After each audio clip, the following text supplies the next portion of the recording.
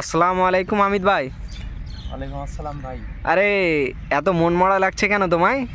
মন মরা লাগবে ভাই, শরীর সুস্থতা হলো সবচেয়ে বড় জিনিস। শরীর সুস্থ না থাকলে পৃথিবীর কিছুই তোমার কাছে ভালো লাগবে না। সব কিছুই মলিনতা, সব কিছুই যেন মানে মেঘাচ্ছন্ন, মানে আকাশে যেমনভাবে ঠিক বর্ষাকালে যেমন মেঘ ঢেকে আসে না, ওই রকম মনে হয়। তো শরীরটা আসলে এই দুদিন ধরে শরীরটা অত ভালো নেই। তো তারপরেও তোমরা বরাবরই জানো যে আমি ঘোরার মানুষ।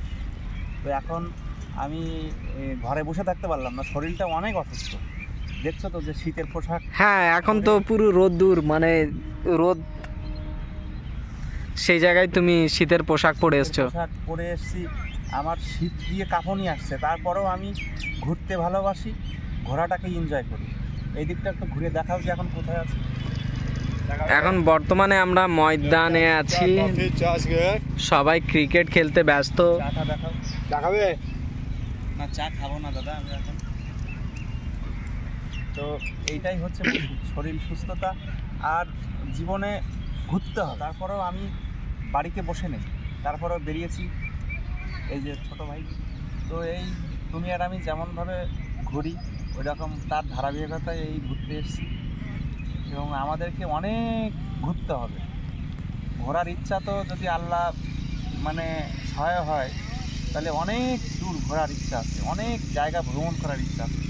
আসলে কিছুই আমাদের হাতে নয়, সব কিছু উপর আল্লাহ। সে তো অবশ্যই, উপর আল্লাহ অবশ্যই আমাদের চেষ্টা অন্তত করতে হবে। আর চেষ্টা আছে, তারপরে তো মহান আল্লাহ তাআলা এবং ইচ্ছা শক্তি দুটোই আছে।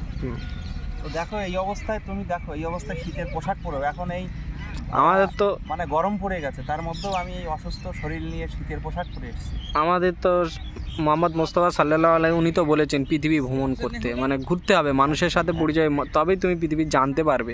একদম। তো ঠিক আছে, ভিডিওটা এখানেই শেষ করছি। চলো, খোদা হাফেজ।